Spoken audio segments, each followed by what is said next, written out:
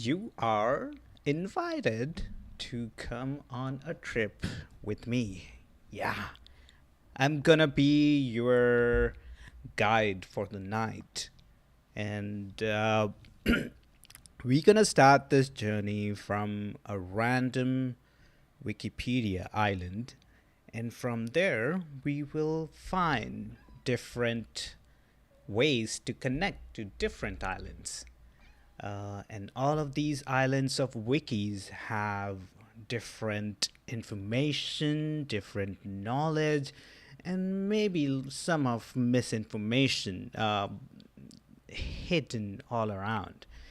And we will explore some of everything, some of the information, some of the knowledge, and some of the misinformation. We don't know what we are getting into.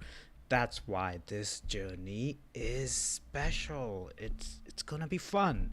It's gonna be fun because we don't know what are we gonna learn about today. And one thing which we know is that we have a company. Hi, Sprinkles. She don't want to be bothered. So we're gonna leave her as it is. Right, Sprinkles? Right? Okay? Okay. Alright, so let's start today's trip. There you go. Technology all working as expected, but okay, now it is working all as expected. Great. So, what's in news today? Ooh. Okay. Okay. So, in American football, the Los Angeles Rams defeat the Cincinnati Bengals in the Super Bowl. So, it's MVP, which would mean, okay, most valuable player. I don't know which iteration of Super Bowl. Okay, yeah, it's 56. Okay, 56. All right, so let's jump right into the article, or random article rather. And today we're gonna learn about biopsy. And not just any biopsy, but transrectal biopsy. Okay. And transrectal biopsy is a biopsy procedure in which a sample of tissue is removed from the prostate using a thin needle that is inserted through the rectum and into the prostate. Transrectal ultrasound is usually used to guide the needle. The sample is examined under a microscope to see if it contains cancer. Whoa, that's heavy. That's heavy shit. A biopsy is a medical test commonly performed by a surgeon, interventional radiologist, or an interventional cardiologist. The process involves extracting of sample cells or tissues for examination to determine the presence or extent of a disease. Now, prostate. The prostate is both an accessory gland of the male reproductive system and a muscle driven mechanical switch between urination and ejaculation. It is found only in some mammals. It differs between species automatically, chemically, and physiologically. Okay, so we found which topic we are going next. But transrectal ultrasonography, or TRUS in short, is a method of creating an image of organs in the pelvis, most commonly used to perform an ultrasound guided needle biopsy evaluation of the prostate gland in men with elevated prostate specific antigen or prostatic nodules. Okay, on maybe digital screen, whereas a microscope is a laboratory, laboratory, laboratory, laboratory. A microscope is a laboratory instrument used to examine objects that are too small to be seen by the naked eye. Microscopy is the science of investigating small objects and structures using a microscope. Microscopic means being invisible to the eye unless aided by a microscope. I got it. Cool. So, hot topic of the night, prostate. The prostate is both an accessory gland of the male reproductive system and a muscle driven mechanical switch between urination and ejaculation. It is found only in some mammals. It differs between species anatomically, chemically, and physiologically. Anatomically, the prostate is found between the bladder with the urethra passing through it. It is described in gross, gross anatomy. Are you serious? Okay, as consisting of lobes, and in microanatomy by zone, it is surrounded by an elastic fibromuscular capsule and contains glandular tissue as well as connective tissue.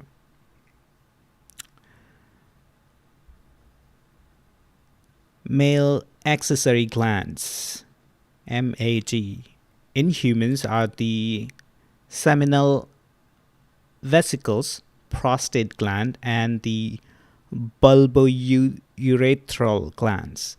In insects, male accessory glands produce products that mix with the sperm to protect and preserve them, including seminal fluid proteins. The male reproductive system consists of a number of sex organs that play a role in the process of human reproduction. These organs are located on the outside of the body and within the pelvis. The urinary bladder, or simply bladder, is a hollow muscular organ in humans and other vertebrates that stores urine from the kidneys before disposal by urination. In humans, the bladder is a hollow, distensible organ that sits on the pelvic floor. The urethra is a tube that connects the urinary bladder to the urinary meatus for the removal of urine from the body of both females and males. In human females and other primates, the urethra connects to the urinary meatus above the vagina, whereas in marsupials, marsupials meaning like uh, kangaroos and maybe koala bears, and there are a few more marsupial. So they have the pouch. So the urethra is outside their body, I think.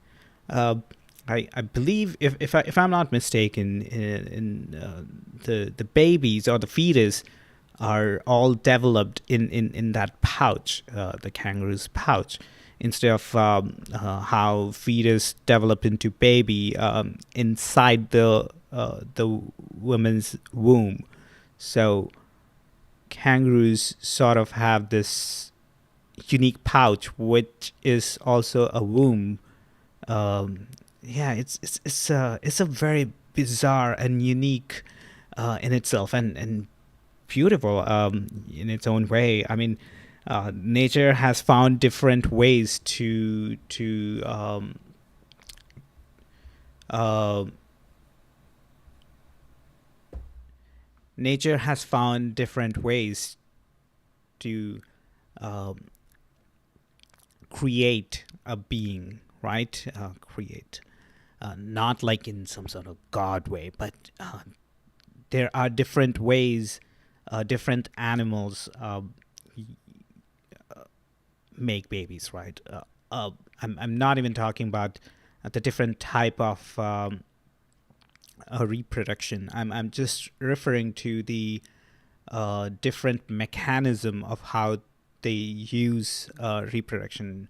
Like, for instance, reptiles and birds, they have eggs, and the babies hatch out of the eggs. The baby hatch the eggs. Baby hatch out of the eggs. Baby hatch the eggs and come out of it. In mammals and primates, babies are, or the fetus are developed into babies inside the womb, and then what's that? Marsupia, right? I think in marsupials, the babies or the fetus is developed into baby in the pouch, and that pouch is exposed to the atmosphere, to the environment. So in I believe in frogs or amphibians, maybe in general, or just for frogs, they have a different mechanism where, if I'm not mistaken, the female frog leave the egg in the water, and the male frog fertilize the eggs, something like that. So that's a different mechanism, and if I recall correctly, in octopus they do lay eggs, but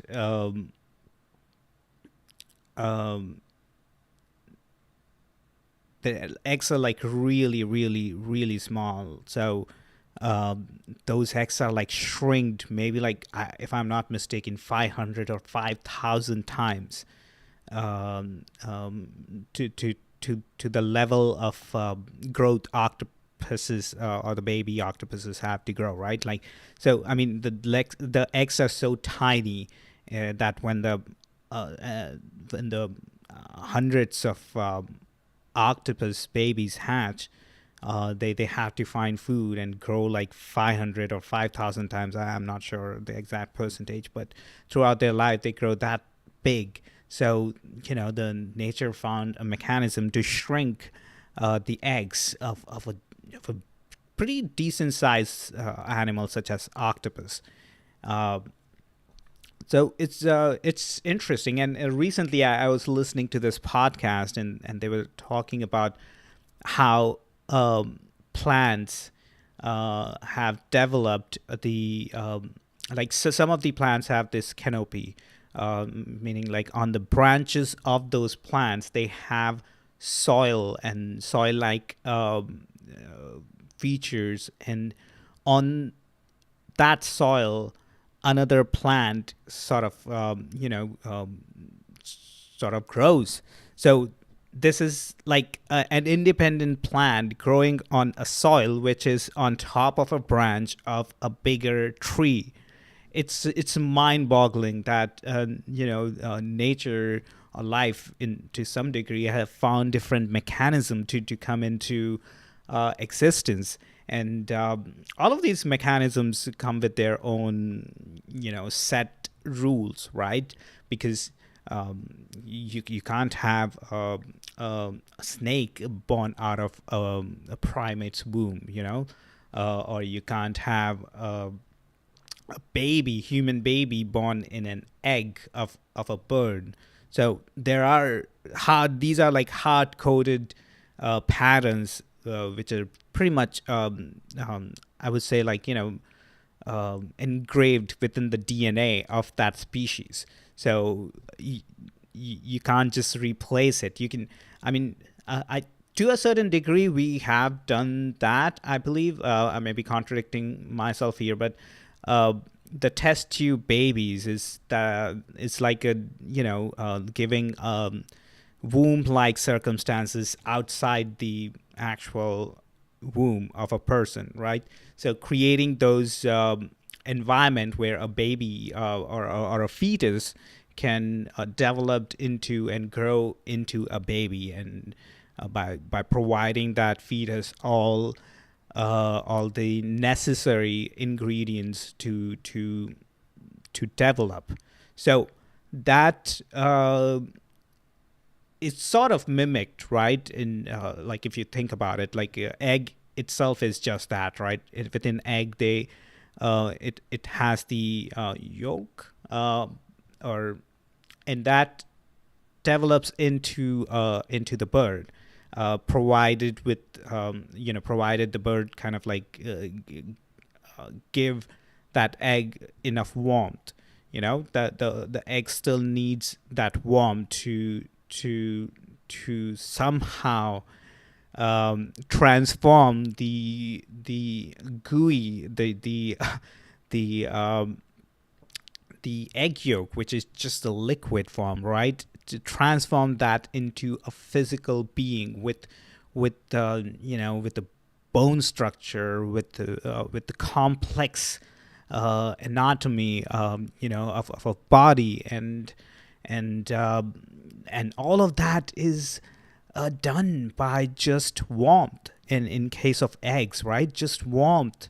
In case of human body, it goes even further, like not just the warmth and the comfortness of the womb, but also feeding the food, when primates, female primates or moms in general, when they eat, that food is to a certain degree, not certain degree, that food is um, leached by the fetus. I mean, in this case, it's a symbiotic relationship, I guess, because the mom want to have baby and and continue the legacy of humanity, I guess, or continue the legacy of any of that species.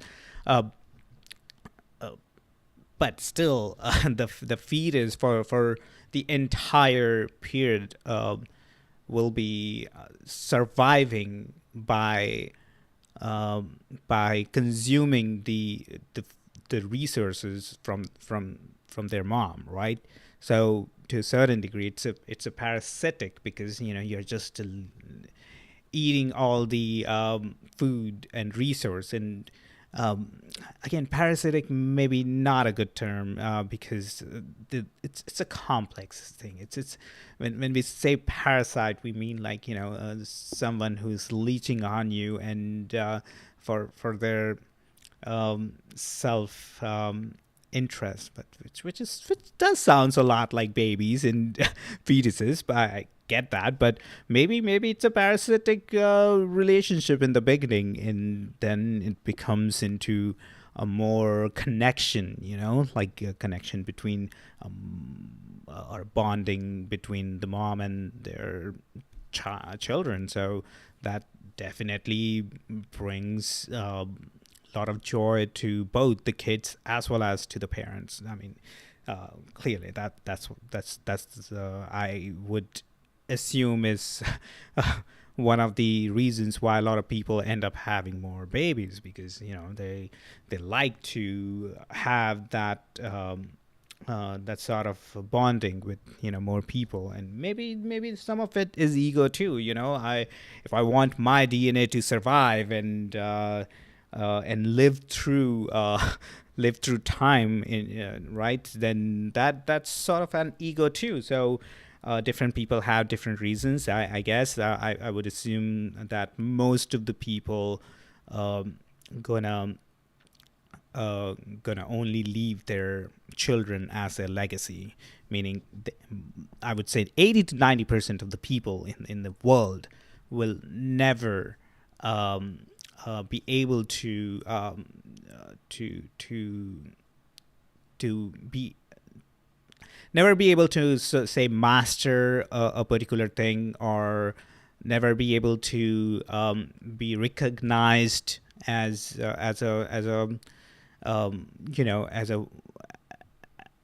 as a say businessman, or as a athlete, or as a entertainer or comedian or as a whatever, right? Like, so I bet like 80 to 90% of the 90 maybe a stretch, but a good chunk of people around the world will never be recognized for their effort or their talent slash their hard work, right? So the only legacy which they can leave behind would be their children, and just hope that all the hard work they have put together is helping the next generation, their children, to have a better life. So to a certain degree, their legacy is to provide a better life for their children, and that sort of trickles, and it sort of goes from generation to generation. But then there is a different sort of legacy, right? Like the legacy of your work, of your, again, recognition of your work, of your effort, and of your talent, or of whatever you're doing. And that legacy gonna have long lasting effect.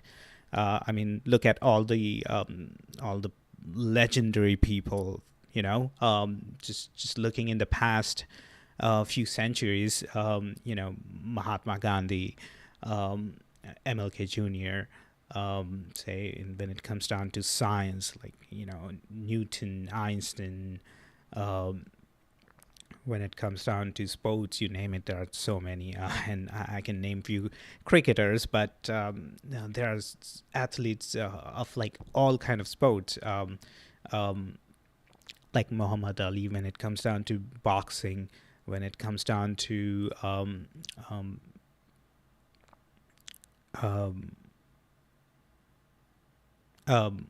basketball, Michael Jordan, and so on. There are so many different different people who are legendary, who are the goats of that particular area, right? Like Dave Chappelle, when it comes down to comedy, and George Clooney. Did I say George Clooney? Shit. George Clooney for entertainment, for sure, but not for comedy. But all of these people, their legacy will be remembered and will be inspiring a lot of generations to come, even though they did not contributed their DNA in the in the future generation per se. They have their kids, but they didn't go and fuck everyone in the world and procreated.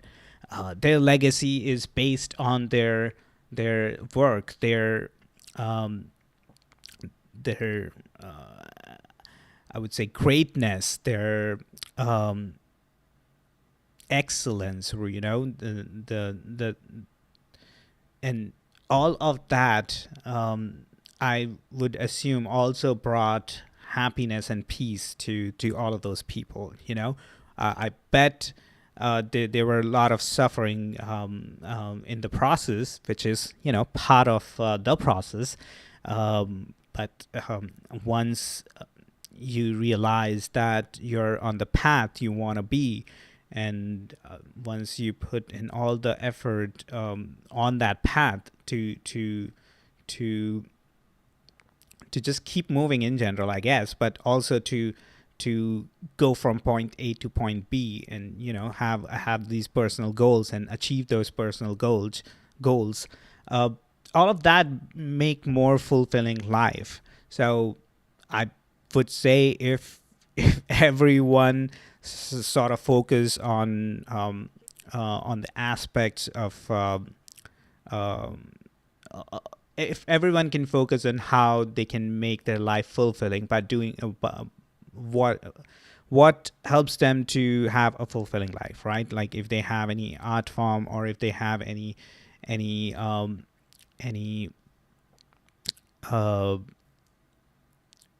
if they want to act from service to help other people, and everyone have sort of different thing they are sort of driven towards.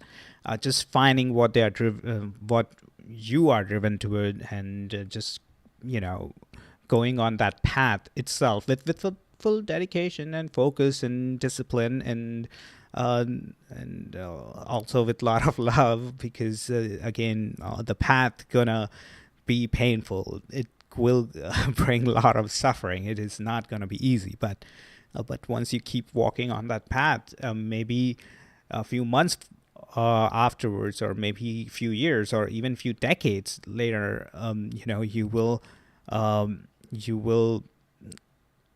first of all have a fulfilling life, and moreover, you're gonna leave a legacy which will inspire more people, or more kids, or more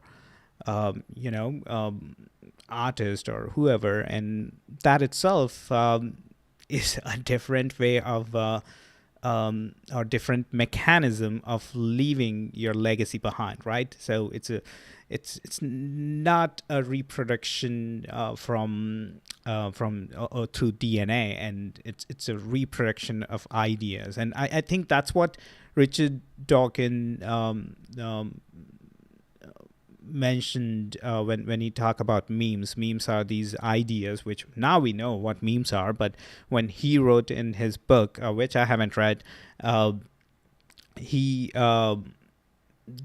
he sort of mentioned that these memes are sort of these ideas which kind of stick around and leave sort of like a legacy, because those ideas are so great that it's shared among people, and those memes sort of stick around for a long period of time. So I guess all of this is a meme. Every single person who is talking about something on their YouTube is sort of like a meme. The idea which you're leaving behind, rather than your DNA. All right, with that being said, we should come back to the ass, the prostate. Ooh, ooh, ooh, ooh, ooh. I didn't want to jump to any other page. Oh, what is gross anatomy? Gross anatomy is the study of anatomy at the visible or macroscopic level. The counterpart to gross anatomy is the field of histology, which studies microscopic anatomy. As I will just keep on calling gross. Gross anatomy of the human body or other animals seeks to understand the relationship between components of whatever. Microanatomy. Histology, also known as microscopic anatomy or microanatomy, is the branch of biology which studies the microscopic anatomy of biological tissues. Histology is the microscopic counterpart to gross anatomy, which looks at larger structures visible without a something. Connective tissue is one of the many basic types of animal tissue, along with epithelial tissue, muscle tissue, and nervous tissue. In embryology, it develops from the mesoderm. Connective tissue is found in between other tissues everywhere in the body, including the nervous system. Cool. All right. So the prostate glands produce and contain fluid that forms part of semen, the substance that is emitted during ejaculation as part of the male's sexual response. This prostatic fluid is slightly alkaline, milky, or white in appearance. The alkalinity of semen helps neutralize the acidity of vaginal tract, prolonging the lifespan of sperm. The prostatic fluid is expelled in the first part of ejaculate together with most of the sperm because of the action of smooth muscle tissue within the prostate.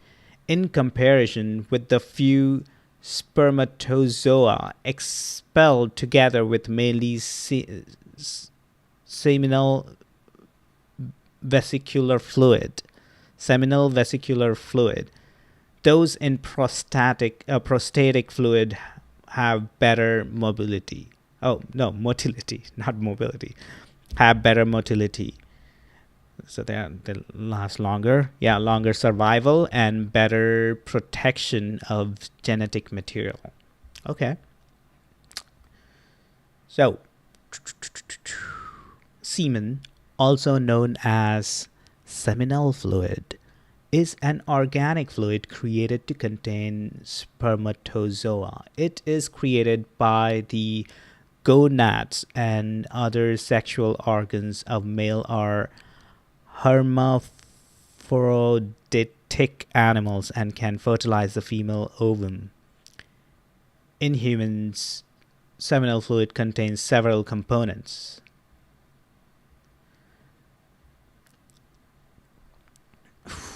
Wow. Okay. Ejaculation is the discharge of semen from the male reproductory tract as a result of an orgasm. It is final stage and natural objective of male sexual stimulation and an essential component of natural conception.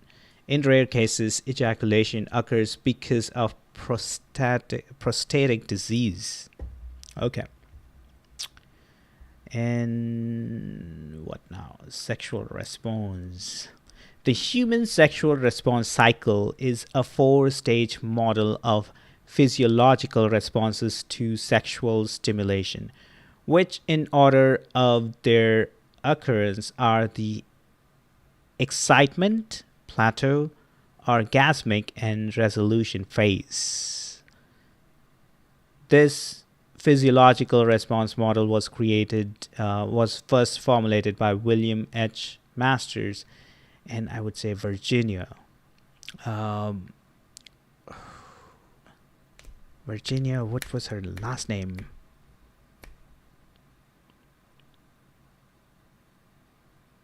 I'm blanking her last name. There is a good TV show on this. I think it's called Masters of Sex, if I'm not mistaken. Yeah, it's a fantastic show, and they talk about so much of this. Like the natural sexual response and the and how it impacts our lives, I guess, so it's a good show. So the alkalinity of semen helps neutralize the acidity of vaginal tract. That's so interesting. In mammals, the vagina is the elastic muscular part of the female genital tract. In humans, it extends from the vestibule to the cervix. The outer vaginal opening is normally partially covered by a thin layer of mucosal tissue called the hymen. At the deep end, the cervix bulges into the vagina. And we already... Oh, no. So semen is different from sperm. Okay. No, semen... Sperm is the male reproductive cell or gamete. Gamete? In anisogamy forms of sexual reproduction. Animals produce motile sperm with a tail known as flagellum, which are known as spermatozoa, while other red algae and fungi produce non-motile sperm cells known as spermatia. Cool. Moving on, disorders of the prostate include enlargement, inflammation, infection, and cancer. The word prostate comes from ancient Greek prostatus, meaning one who stands before, protector, guardian, with the term originally used to describe the seminal vesicles. Ooh. Okay. So benign prostatic Hyperplasia, also called prostate enlargement, is a non-cancerous increase in size of the prostate gland. Symptoms may include frequent urination, trouble starting to urinate, weak stream, inability to urinate, or loss of bladder control. Inflammation is part of the complex biological response of body tissues to harmful stimuli, such as pathogens, damaged cells, or irritants, and is a protective response involving immune cells, blood vessels, and molecular mediators. The function of inflammation is to eliminate the final cause of cell injury. Prostate cancer is cancer of the prostate. The prostate is a gland in the male reproductive system that surrounds the urethra just below the bladder. Most prostate cancers are slow growing.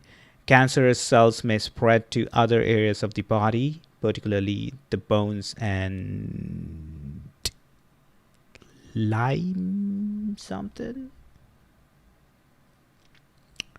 While we are here, Ancient Greek includes the forms of the Greek language used in ancient Greece and the ancient world from around 1500 BC to 300 BC. It is often roughly divided into the following periods: Mycenaean Greek, Dark Ages, the Archaic period, and the Classical period. The seminal vesicles are a pair of two convoluted tubular glands that lie behind the urinary bladder of some male mammals. They secrete fluid that partially composes the semen, I'm guessing. All right, so what's the structure of the prostate? The prostate is a gland of the male reproductive system. In adults, it is about the size of a walnut and has an average weight of about 11 grams, usually ranging between 7 and 16 grams. The prostate is located in the pelvis. It sits below the urinary bladder and surrounds the urethra. The part of the urethra passing through it is called the prostatic urethra, which joins with the two ejaculatory ducts. The prostate is covered in a surface called the prostatic capsule or prostatic fascia. The internal structure of the internal structure of the prostate has been described using both lobes and zones. Because of the variation in descriptions and definitions of lobes, the zone classification is used more predominantly. The prostate has been described as consisting of 3 or 4 zones. Zones are more typically able to be seen on histology or in medical imaging, such as ultrasound or MRI. The zones are peripheral zone, central zone, transition zone, anterior fibromuscular zone. In the fraction of adult gland. So peripheral zone have 70% of the adult gland, and the back of the gland that surrounds the distal urethra and lies beneath the capsule. About 70 to 80% of prostatic cancers originate from this zone of the gland. Central zone, which constitute 20% of the adult gland. This zone surrounds the ejaculatory ducts. The central zone accounts for roughly 2.5% of prostate cancers. These cancers tend to be more aggressive and more likely to invade these seminal vesicles. Transition zone, which constitutes 5% of the adult gland, and the transitional zone surrounds the proximal urethra. 10 to 20% of prostate cancers originate in this zone. It is the region of the prostate gland that grows throughout life and causes the disease of benign prostatic enlargement. And finally, anterior fibromuscular zone, which is not applicable because it doesn't constitute any percentage of the gland. This area, not always considered a zone, is usually devoid of glandular components and composed only, as its name suggests, of muscle and fibrous tissues.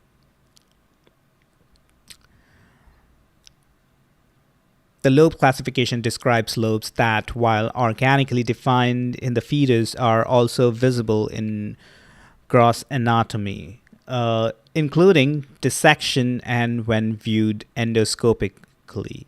The five lobes are the anterior lobe or isthmus, the posterior lobe, the right and left lateral lobes, and the middle or median lobe.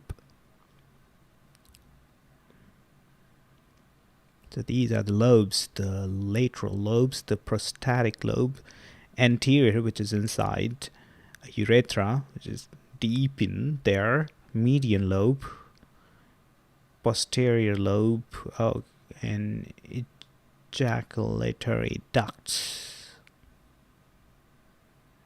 Oh, so these are probably ball, right? Testicle, maybe? No, this is a prostate. So, gotta be.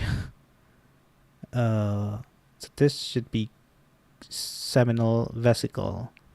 Okay. Ampulla of vast differences. No idea. Central zone, prostatic urethra, transitional, peripheral, fibromuscular, and penile urethra. These are lobes, and these are zones. Okay, I see. So the lobes are in the zones, right? Cool. Inside of the prostate, adjacent and parallel to the prostatic urethra, there are two longitudinal muscle systems. On the front side, ventrally, runs the urethral dilator. On the back side, dorsally, runs the muscle switching the urethra into the ejaculatory state.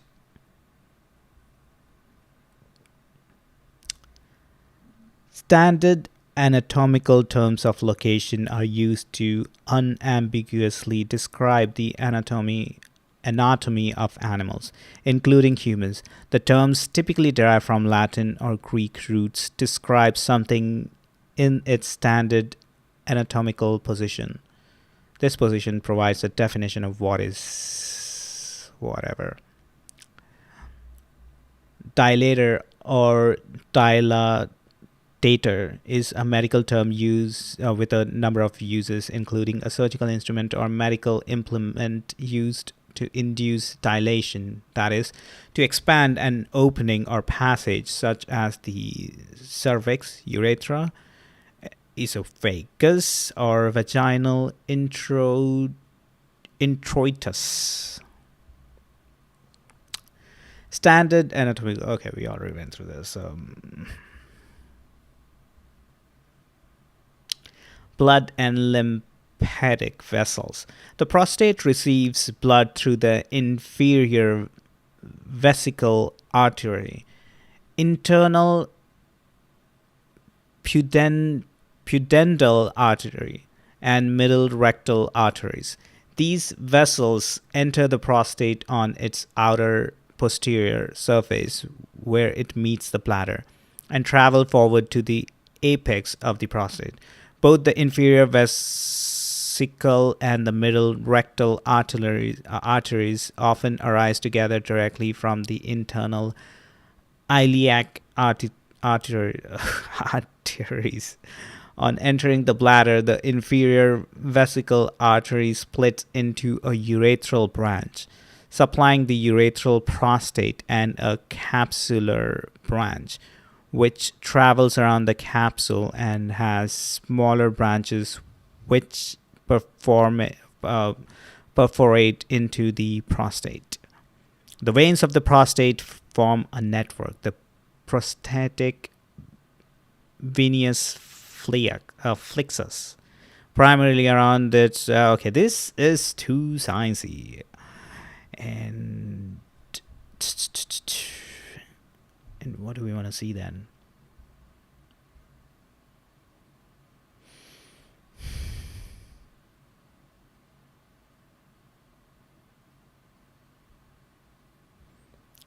This seems kind of interesting. Condensation of okay, first we gotta find out this. So let's see. In developing embryo, at the hind end lies an impouching called the cloaca. This, over the 4th to the 7th week, divides into urogenital sinus and the beginnings of the anal canal, with a wall forming between these two impouchings called the urorectal septum. The urogenital sinus divides into 3 parts, with the middle part forming the urethra. The upper part is largest and becomes the urinary bladder, and the lower part then changes depending on the biological sex of the embryo. The prostatic part of the urethra develops from the middle pelvic part of the urogenital sinus, which is of endodermal origin. Around the end of the 3rd month of embryonic life, outgrowths arise from the prostatic part of the urethra and grow into the surrounding mesenchyme. The cells lining this part of the urethra differentiate into the glandular epithelium of the prostate. The associated mesenchyme differentiates into the dense connective tissue and the smooth muscle of the prostate. Smooth. All right, so embryo. An embryo is the early stage of development of a multicellular organism. In general, in organisms that reproduce sexually, embryonic development is the part of the life cycle that begins just after fertilization and continues through the formation of body structures such as tissues and bones and other things, I believe. In animal anatomy, a cloaca is the posterior orifice that serves as the only opening for the digestive, reproductive, and urinary tracts of many vertebrate animals. All amphibians, reptiles, birds, and a few mammals have this orifice from which they excrete both urine and feces. Okay.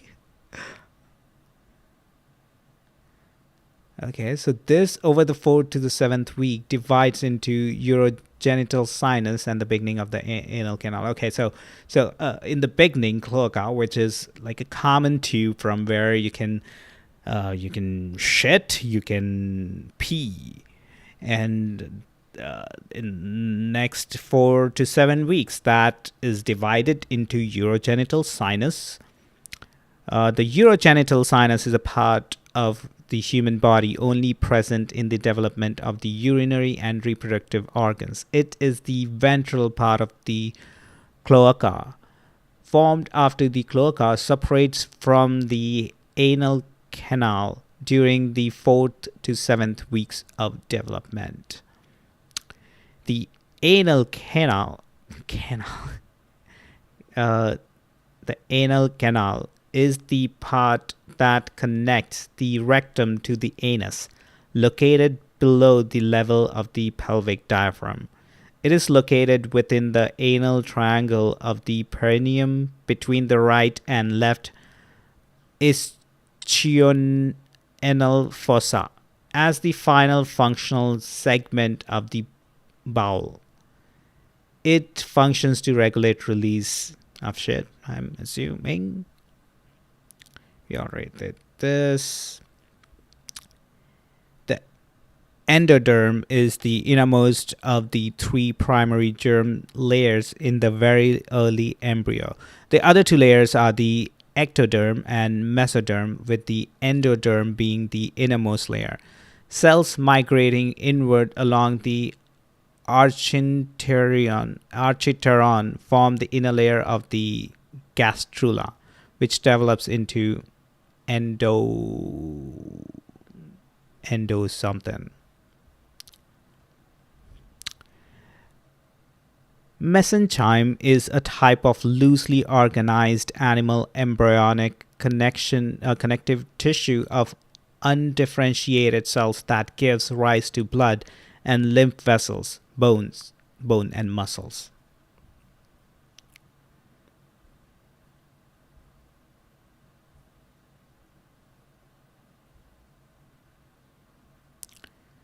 Smooth muscle is an involuntary, non-striated muscle, so called because it has no sarcomeres and therefore no striations.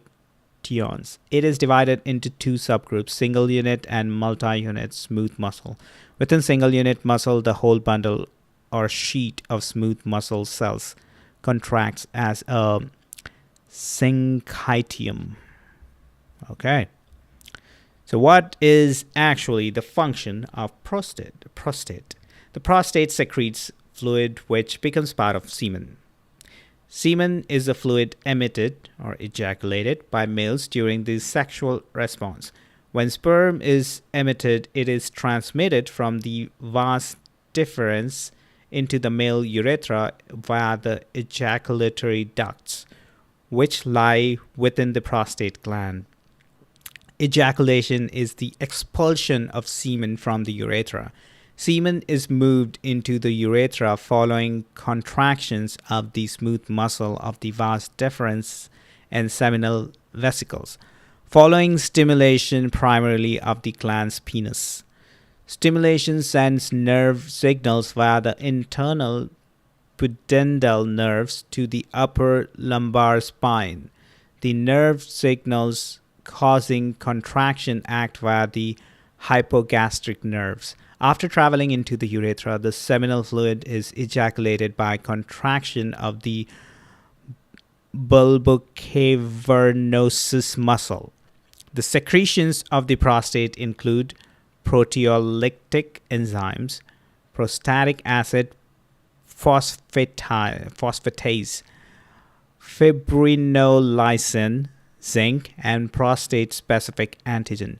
Together with the secretions from the seminal vesicles, these form the major fluid part of semen. All right. So, vas difference. The vas difference or ductus deferens is the part of the male reproductive system of many vertebrates. The duct transports sperm from the epididymis to the ejaculatory duct in the anticipation of ejaculation. The vas deferens is a partially coiled tube which exits the abdominal cavity through the inguinal cavity or something. Ejaculatory ducts. The ejaculatory ducts are paired structure in male anatomy. Each ejaculatory duct is formed by the union of the vas deferens with the duct of the seminal vesicle. They pass through the prostate and open into the urethra above the seminal collicus. We already went that through. Glans penis. Oof. The glans penis, commonly referred to as the glans, is a structure at the distal end of the penis in male mammals. It is anatomically homologous to the clitoral glans, and like it, the glans penis is the most sensitive erogenous zone and primary anatomical source of male sex, male sexual organ, I believe. The pudendal nerve is the main nerve of the perineum. It carries sensations from the external genitalia of both sexes and the skin around the anus and perineum, as well as the motor supply to various pelvic muscles, including the male or female external urethral sphincter and the external anal sphincter.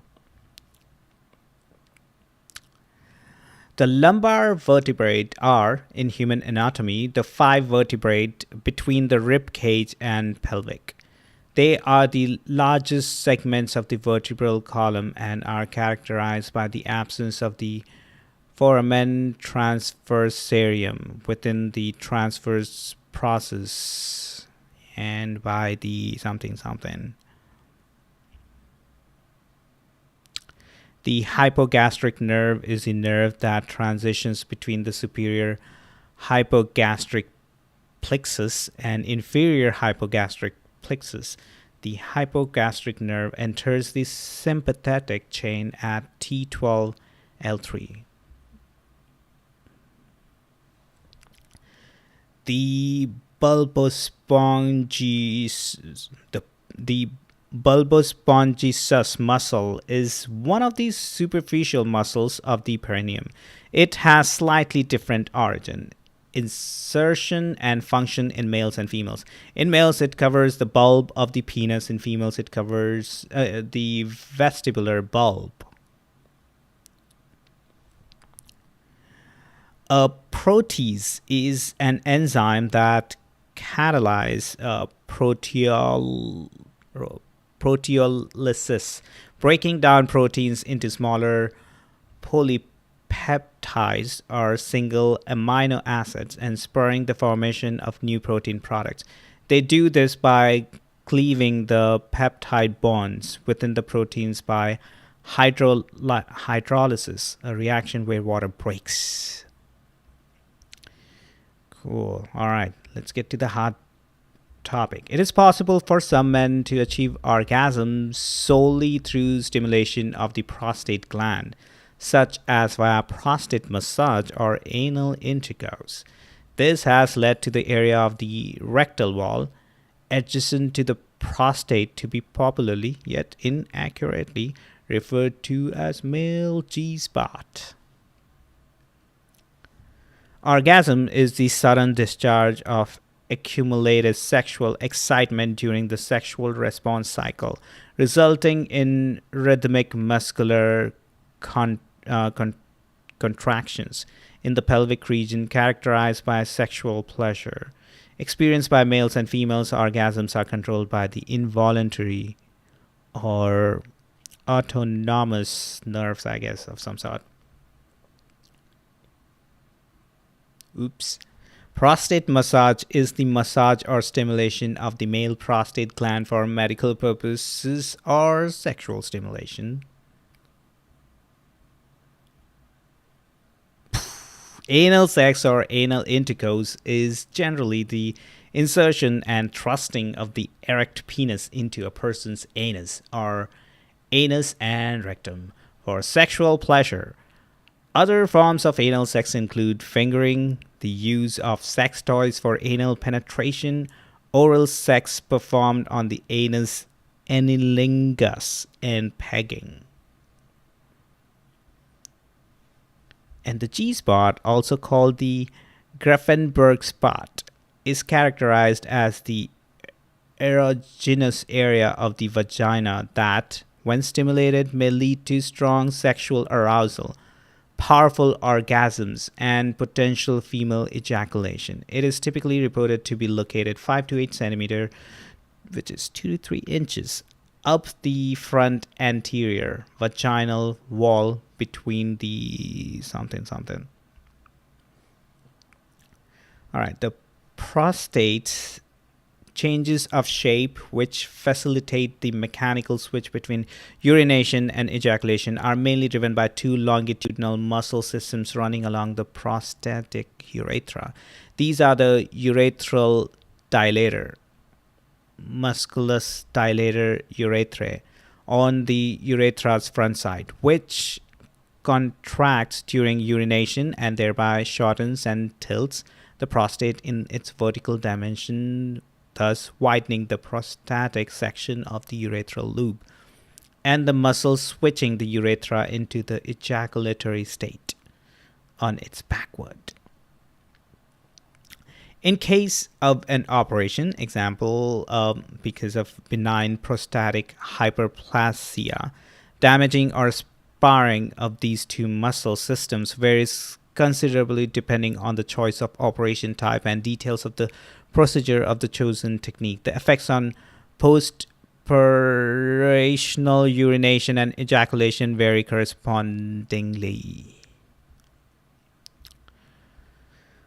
Cool. We gonna skip all of this. We're gonna skip the history. We're gonna, well, other animals does have prostate. Oh, the prostate is found only in mammals. The prostate glands of mammal marsupials are proportionally larger than those of placenta mammals. Oh, placental mammals. Okay, so placental means like, you know, the mammals who grew inside the womb, and marsupials are like the kangaroos and the other type of animals who have that. The presence of a functional prostate in monotremes is controversial, and if monotremes do possess functional prostates, they may not make the same contribution to semen as in other mammals. The structure of the prostate varies, ranging from tubuloalveolar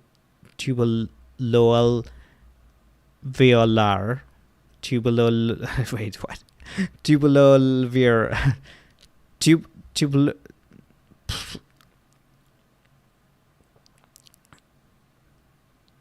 tubuloalveolar tubuloalveolar tubuloalveolar tubuloalveolar, ranging from tubuloalveolar to branched tubular.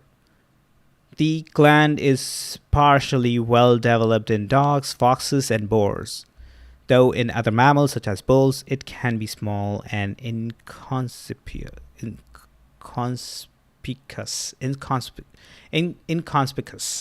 In other animals such as marsupials and small ruminants, the prostate is decimate, meaning not specifically localizable and a distinct tissue, but present through the relevant part of the urethra. In other animals such as red deer and American elk, it may be present as a specific organ and in a disseminate form. All right. Ruminants are large hoofed herbivores, grazing or browsing mammals that are able to acquire nutrients from plant-based food by fermenting it in a specialized stomach prior to digestion, principally through microbial action. Okay. I think we should call it a night. We learned few things about prostate, not a lot, but pronouncing all those different terms was definitely pain in the ass. I am not sure how much that made my prostate expand. I am definitely experiencing irritation in my asshole. But no, it's fun. It's fun to kind of like go through random topics like, I had no idea I would be learning about prostate today, or at least some few things about prostate, and sort of hoping. I was actually in the middle of this. I was thinking, like, there were moments when I was sort of feeling uncomfortable, and I was like, why? I mean, it's an article, but at the same time, I realized, like, what if I stumble upon an article which has a lot of N-words? How am I gonna deal with that? Probably either I'm gonna just say N-word instead of saying the word, or I might just skip that article because the time is not ready to embrace the complexities of a conversation, the nuance. Even though this is not like a conversation, we are having more like a one-sided conversation, but still, there is a good context on on whatever I'm saying right now. I'm not Or let me rephrase. I'm just letting the randomness of the universe guide me through different articles, and wherever I feel like I want to learn more about. So that being said, yeah, I'm hoping that. I don't know what I'm hoping. Honestly, I'm kind of sleepy because it's already 1:40 a.m. Man, I need to I need to actually grab a break, or catch a break. Um, but I'm kind of excited for this weekend because it's a long weekend, so I'm gonna have one extra day off. So um, that will be helpful. To even stay awake more late, I guess. But and we're gonna meet again tomorrow, hopefully, and we're gonna jump on to some other random Wikipedia article and let it take us on a ride. So until then,